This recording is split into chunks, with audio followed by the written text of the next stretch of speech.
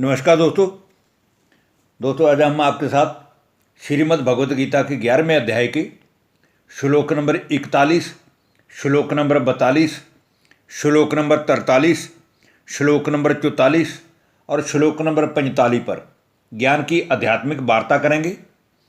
दोस्तों, इन पांचों श्लोकों में भगवान के वास्तविक स्वरूप को पहचान लेने के बाद अपने मन के उद्गार प्रकट करते हुए अर्जुन कहता है कि हे प्रभु, हे ईश्वर, हे स्वामी, आप इस समूचे जगत के पिता हैं, समूचे जगत की माता हैं, बंधु हैं, सखा हैं और गुरुओं के भी परम सद्गुरु हैं। लेकिन हे प्रभु, मेरे मुख से अज्ञानवश या आपको यथार्थ रूप से नहीं जानने के कारण हे सखे, हे मित्र इन शब्दों से संबोधित किया गया है या अकेले में उपहासपूर्वक अनुचित शब्दों से संबोधित किया गया है। तो हे ईश्वर, हे अनुपम प्रभाव वाले, आप ही मेरे इन अनुचित बोलने के या कुछ उपहासपूर्वक अभद्र शब्द बोलने के लिए अपमानित किए गए हैं या युद्ध भूमि में सबके सामने भी किन्हीं अमर्यादित शब्दों से संबोधित किए गए हैं, वो सब के सब अपराध माफ़ करने के लिए मैं आपसे निवेदन करता हूँ और आगे के लिए मुझसे फिर कभी ऐसा नहीं होगा, इस बात का मैं दृढ़ प्रण भी लेता हूँ। क्योंकि हे ईश्वर, मैंने आपका ये आश्चर्यमय दिव्य ज्योति रूप पहले कभी नहीं देखा था। इसीलिए हे अनुपम प्रभाव वाले ईश्वर, मैं आपको यथार्थ विधि से जान नहीं पाया था। तो आइए दोस्तों, अब हम बात शुरू करते हैं श्रीमद् भगवत गीता के 11वें अध्याय के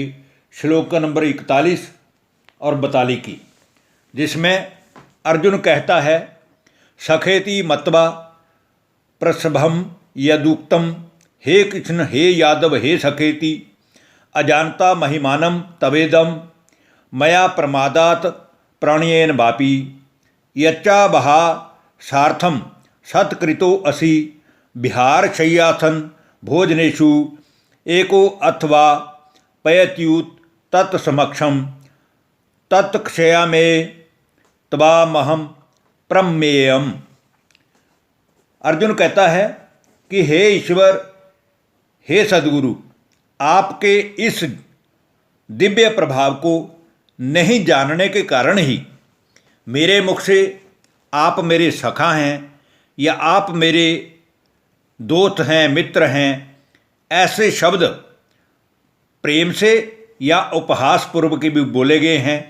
कहीं कहीं मैंने आपको आपके नाम से भी संबोधित किया है। इसलिए हे यादव, हे सखे, इस प्रकार जो भी बिना कुछ सोचे समझे हठपूर्वक या हठात से कहा गया है। और हे अच्युत, आप जो मेरे द्वारा विनोद के लिए विहार, शैया, आसन और भोजन आदि में भी भोग लगाते समय अकेले अथवा उन सखाओं के सामने भी अपमानित किए गए हैं, जो सभी युद्ध भूमि में खड़े थे, वह सब के सब अपराध अप्रमेय स्वरूप अर्थात अचिंत्य प्रभाव वाले ईश्वर, आपसे मैं क्षमा करवाता हूँ। अब हम दोस्तों बात करेंगे श्रीमद् भगवत गीता के अध्याय नंबर 11 की श्लोक नंबर 43 की, जिसमें फिर कहा गया है, पितासी लोकस्य चराचरस्य त्वमस्य पूज्यश्च गुरुर्गरीयान् न त्वत् समो असत्य भय अधिक कुतो अन्यो लोकत्रये अप्यप्रतिम प्रभावः। अर्जुन कहता है कि हे ईश्वर, आप ही इस चराचर जगत के संसार के पिता हैं, आप ही सबसे बड़े गुरु हैं, सद्गुरु हैं और आप ही सबसे अति पूजनीय हैं। और हे अनुपम प्रभाव वाले ईश्वर, तीनों लोकों में भी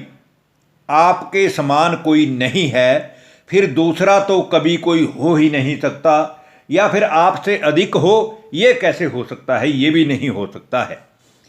अब दोस्तों हम बात करेंगे श्रीमद् भगवत गीता के 11वें अध्याय की श्लोक नंबर 44 की, जिसमें कहा गया है तस्मात् प्रणम्य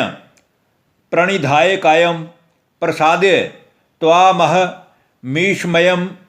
पीते पुत्रस्य सखेन सख्यु प्रिय प्रियाया रहस्य देव छोड़ुम। इसलिए हे प्रभु, मैं आपको भली भांति मन से नमस्कार करता हुआ, मन से याद करता हुआ, आपको प्रणाम करके आपकी स्तुति करता हूँ और आपकी स्तुति करने योग्य आप ईश्वर को प्रसन्न करने के लिए प्रार्थना करता हूँ। हे देवों के देव, हे ईश्वर, हे जगत के स्वामी, जैसे एक पिता अपने पुत्र को और सखा अपने मित्र को और पति अपनी प्रियतमा पत्नी को उनके अपराध क्षमा कर देते हैं या फिर सहन कर लेते हैं, हे ईश्वर, वैसे ही आप भी मेरे इस अपराध को सहन करने के योग्य हैं, अर्थात मुझे माफ़ कर सकते हैं। अब हम दोस्तों आज की वीडियो के अंतिम श्लोक और श्रीमद् भगवत गीता की अध्याय नंबर 11 की श्लोक नंबर 45 पर हम बात करेंगे, जिसमें कहा गया है, अदृष्टपूर्वम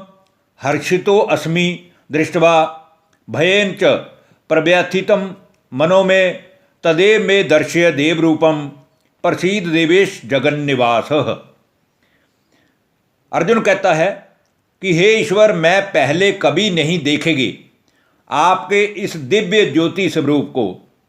हैरानी जनक देखकर भयभीत भी हो रहा हूँ और बहुत ज़्यादा खुशी से आनंदित भी हो रहा हूँ, हर्षित भी हो रहा हूँ,